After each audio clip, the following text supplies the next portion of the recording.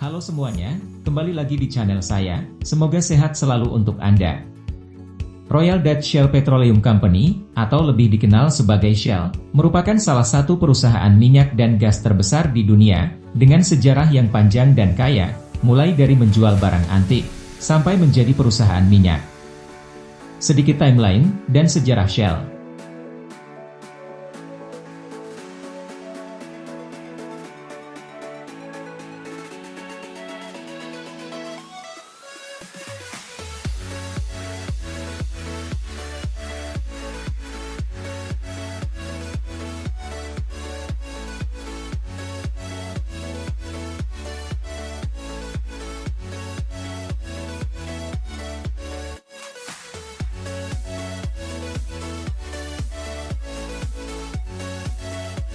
Shell dari 1833 sampai 1945. 1833 sampai 1892. Pada tahun 1833, Marcus Samuel memutuskan untuk mengembangkan bisnisnya di London. Dia sudah menjual barang antik, tetapi memutuskan untuk mencoba menjual kerang oriental. Kerang menjadi asal-usul logo Shell, memanfaatkan popularitasnya di industri desain interior saat itu. Permintaan begitu besar sehingga dia mulai mengimpor kerang dari timur, meletakkan dasar untuk bisnis ekspor-impor yang pada akhirnya menjadi cikal bakal salah satu perusahaan energi terkemuka dunia. Ketika Marcus Samuel Senior meninggal pada tahun 1870, dia menyerahkan bisnis tersebut kepada kedua putranya, Marcus Junior dan Samuel, yang mulai mengembangkannya. Pada tahun 1880-an, mereka menjadi sangat tertarik dengan bisnis ekspor minyak, tetapi perkapalan masih menimbulkan masalah, karena minyak dibawa dalam tong yang bisa bocor, dan memakan banyak tempat. Untuk mengatasi masalah tersebut, mereka menugaskan armada kapal uap untuk mengangkut minyak dalam jumlah besar, termasuk Mures yang pada tahun 1892 menjadi kapal tanker minyak pertama yang melewati terusan Suez. 1893 sampai 1900. Dengan pelayaran perdana Mures, saudara-saudara Samuel telah mencapai revolusi dalam pengangkutan minyak. Transportasi massal secara substansial memangkas biaya minyak, dengan meningkatkan volume yang dapat diangkut secara besar-besaran. Pesaing utama saudara-saudara pada saat itu adalah Standard Oil, sebuah perusahaan yang terkenal dengan kaleng minyak tanah berwarna biru, yang jika kosong, dapat digunakan untuk apa saja, mulai dari atap hingga alas tidur. Agar menonjol, mereka menciptakan merek Shell dan mengecat kaleng mereka dengan warna merah cerah. Taktik itu berhasil, dan pada tahun 1896, perdagangan minyak tanah mereka lebih menghasilkan, daripada gabungan semua bisnis mereka yang lain.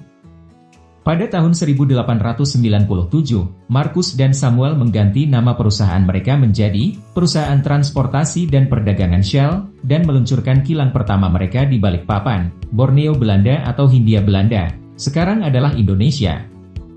Kilang tersebut kemudian harus dihancurkan ketika AS menyatakan perang terhadap Jepang dalam Perang Dunia Kedua. 1901 sampai 1907. Pada tahun 1901 ketika minyak ditemukan di Texas, Marcus Samuel Junior menarik kesepakatan seumur hidup dan memenangkan hak pengangkutan dan distribusi dari pesaing utama perusahaannya, Standard Oil. Namun, pada tahun 1902, kelebihan produksi di Texas telah memangkas pasokan yang tersedia menjadi hampir tidak ada. Pada saat yang sama, pesaing yang lebih kecil, bernama Royal Dutch telah mulai membangun kapal tankernya sendiri, dan mendirikan organisasi penjualannya sendiri di Asia. Akibatnya, setengah dari armada Shell menganggur. Maka, pada tahun 1907, diambil keputusan untuk menggabungkan Shell Transport and Trading Company dengan Royal Dutch, dan membentuk Royal Dutch Shell Group. Hari penerimaan telegram yang mengumumkan merger tersebut tanggal 23 April, kini dirayakan setiap tahun sebagai hari ulang tahun Shell. 1908 sampai 1913. Penggabungan dengan Royal Dutch menandakan periode ekspansi yang cepat, karena Shell membuka operasi di seluruh Eropa dan di banyak bagian Asia. Ada juga eksplorasi dan produksi yang substansial di Rusia, Rumania, Venezuela, Meksiko, dan AS. Tahun-tahun berikutnya juga memberi Shell banyak peluang menarik untuk menunjukkan kualitas produknya di pasar bensin yang berkembang pesat. Termasuk balapan pemecah rekor, penerbangan, dan perjalanan eksplorasi. Misalnya, pada tahun 1907 Pangeran Borghese memenangkan rally motor Peking ke Paris menggunakan oli motor Shell Spirit. Di Antartika, penjelajah Ernest Shackleton dan Kapten Scott menggunakan bahan bakar Shell, ketika penerbangan lintas channel perdana Blériot dibuat menggunakan Shell Spirit. 1914 sampai 1945.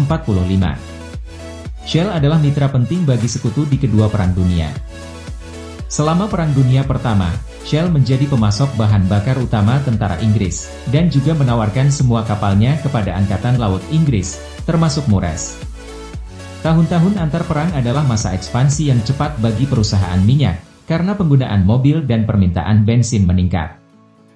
Shell memicu penerbangan transatlantik pertama yang dilakukan oleh Alcock dan Brown pada tahun 1919, mengembangkan teknik pengeboran yang baru dan lebih baik. Dan pada tahun 1929, mendirikan Shell Chemicals untuk memajukan penyempurnaan bahan kimia dari minyak. Saat Perang Dunia Kedua dimulai, kantor Shell di London didedikasikan untuk mendukung upaya perang, dan kilang perusahaan di AS memproduksi bahan bakar penerbangan untuk mendukung Angkatan Udara Sekutu. Semua kapal tanker Shell berada di bawah kendali pemerintah.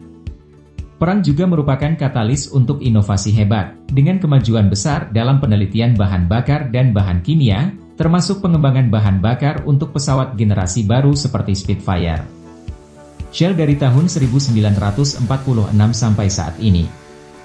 1946 sampai 1960. Tahun-tahun setelah perang adalah beberapa tahun terberat yang pernah dihadapi Shell. Rekonstruksi sangat mahal, dan pasar minyak berubah dengan cepat. Dengan latar belakang ini, Shell meluncurkan program eksplorasi baru di Afrika dan Amerika Selatan serta membangun kilang baru di Inggris. Perusahaan juga berinvestasi pada kapal yang lebih besar dan bertenaga tinggi atau supertanker, untuk membawa lebih banyak minyak dalam jumlah besar. Pada tahun 1947, sumur lepas pantai pertama yang layak secara komersial dibor di Teluk Meksiko, dan dalam 8 tahun perusahaan memiliki lebih dari 300 sumur semacam itu. Penemuan baru juga dilakukan di Kalimantan dan Delta Niger, dan produksi minyak komersial di Nigeria dimulai pada tahun 1958. Sejumlah kemajuan ilmiah saat ini mendorong permintaan minyak, termasuk penemuan mesin jet. 1961 sampai 1980. Shell memulai tahun 1960-an dengan memperkuat kehadirannya di Timur Tengah, menemukan minyak di Ibal, ladang paling subur di Oman. Penemuan ini adalah yang pertama di negara itu dan akan mengubah ekonomi Oman. Ladang gas Groningen di Belanda juga ditemukan pada awal dekade ini, diikuti dengan penemuan gas di Laut Utara.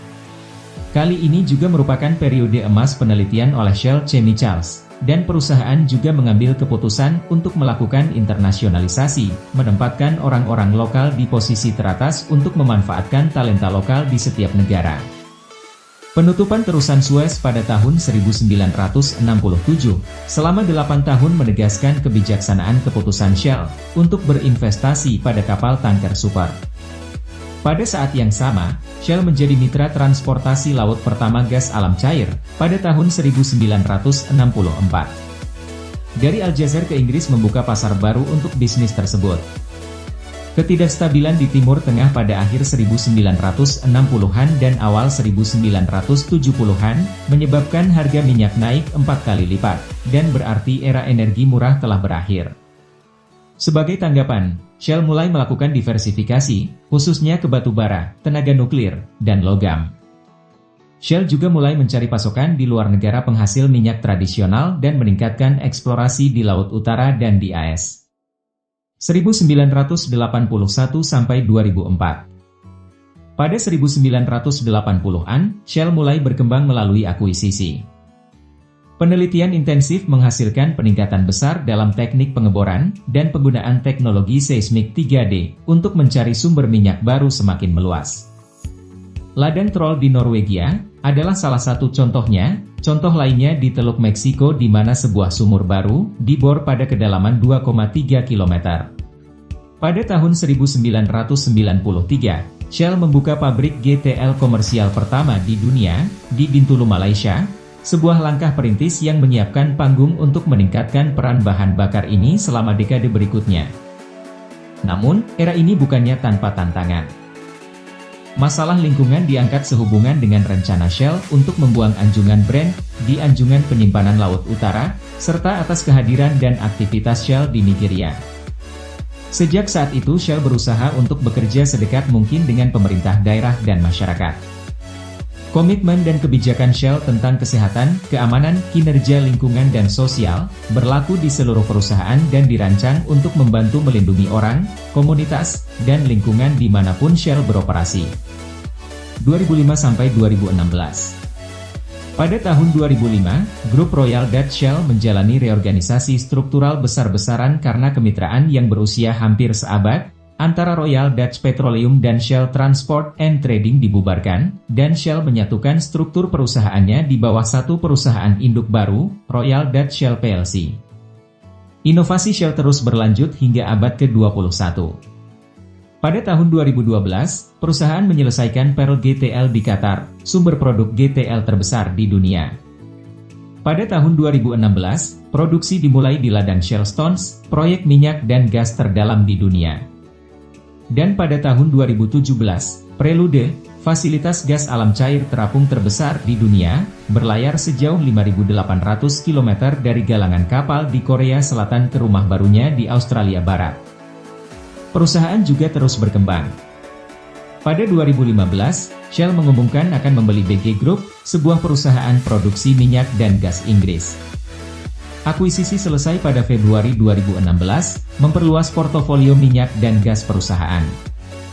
Dan pada tahun 2016, Shell menciptakan bisnis energi baru, untuk fokus dalam mengeksplorasi dan mengembangkan peluang komersial dalam energi terbarukan, seperti angin dan matahari.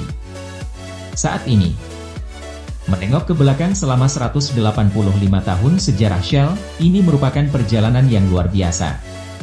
Umat manusia telah berhasil beradaptasi, berkali-kali, melalui satu abad perubahan yang cepat dan pergolakan berkala, begitu juga Shell. Namun ada juga tantangan besar di abad mendatang. Masyarakat saat ini menghadapi tantangan dalam skala yang belum pernah terjadi sebelumnya, bagaimana memenuhi kebutuhan energi yang meningkat sambil mengurangi emisi karbon. Shell adalah pemain aktif dan telah merangkul transformasi sistem energi. Perusahaan melihat peluang komersial dalam berpartisipasi dalam dorongan global, untuk memberikan solusi energi yang lebih banyak dan lebih bersih. Berkembang seiring transisi dunia ke sistem energi rendah karbon, adalah fokus utama dan strategi, portofolio, dan kerangka keuangan Shell yang kuat akan memberi perusahaan sumber ketahanan di tahun-tahun mendatang. Memahami arti perubahan iklim bagi Shell, adalah salah satu pertanyaan strategis terbesar yang dihadapi para pemimpin perusahaan. Menjawab pertanyaan tersebut, Shell bertekad untuk terus bekerja sama dengan masyarakat dan pelanggannya seperti yang telah dilakukan selama hampir 200 tahun. 2020 Shell mengumumkan target untuk menjadi perusahaan netral karbon pada tahun 2050 dan merestrukturisasi bisnisnya untuk mencapai tujuan tersebut. Shell seringkali mendapatkan peringkat tinggi dalam daftar perusahaan paling bertanggung jawab sosial dan lingkungan, seperti peringkat kelima, pada daftar 100 perusahaan global terbaik untuk lingkungan tahun 2021, yang dirilis oleh Corporate Knights. Shell juga mendapat penghargaan atas inisiatif keberlanjutan dan tanggung jawab sosialnya, termasuk penghargaan sebagai perusahaan energi terbaik untuk tanggung jawab sosial, dari majalah World Finance pada tahun 2020. Shell juga terus berinovasi dalam layanan pelanggan, seperti pengembangan aplikasi smartphone yang memungkinkan pelanggan untuk mengakses informasi dan layanan Shell dari mana saja dan kapan saja. Namun, seperti perusahaan besar lainnya, Shell juga menghadapi beberapa kontroversi dan tantangan dalam sejarahnya, termasuk insiden kebocoran minyak dan aksi protes dari aktivis lingkungan. Shell terus bekerja keras untuk mengatasi tantangan ini dan meningkatkan kinerjanya dalam hal keberlanjutan dan tanggung jawab sosial perusahaan. Meskipun perjalanan Shell telah berliku-liku, perusahaan ini terus menjadi pemain utama dalam industri energi global dan memiliki pengaruh yang besar dalam cara dunia menghasilkan dan menggunakan energi. Demikian sedikit sejarah tentang Shell, salah satu perusahaan minyak dan gas bumi terbesar di dunia. Mohon maaf jika ada kesalahan maupun kekurangan dalam video ini. Terima kasih telah menonton. Sampai jumpa kembali di video berikutnya.